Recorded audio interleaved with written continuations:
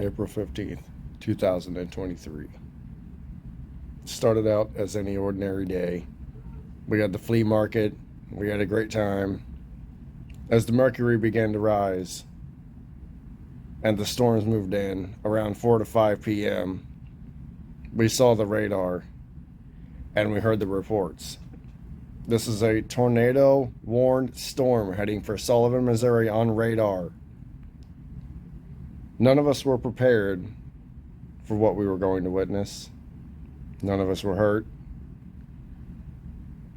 However, it was an incredible storm. Trees were toppled, windows were busted, roofs were removed.